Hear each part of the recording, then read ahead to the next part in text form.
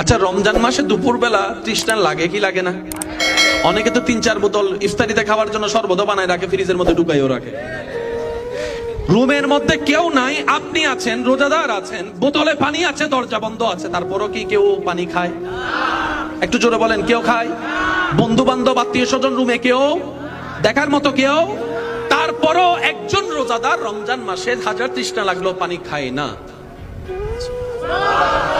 এবার কেউ যদি জিজ্ঞেস করে, কিরে খাস না পানি, কেউ দেখবে না তো? তখন সে উত্তর দেয়, রোজা ভেঙে যাবে। আরে কেউ দেখবে না তো? তখন সে বলে যে আমার আল্লাহ দেখতেছে, আমার আল্লাহ দেখতেছে। অর্থাৎ আমার তৃষ্ণা, আমার বুক চাচ্ছে পানি খেতে, কিন্তু আমি নিজেকে কন্ট্রোল করছি, আমার আল্লাহ দেখছে। আমার আল্লাহর ভয়ে আমি আমার মনের চাওয়াটাকে দাম দিব না, আমি আল্লাহর চাওয়াটাকে দাম দিব।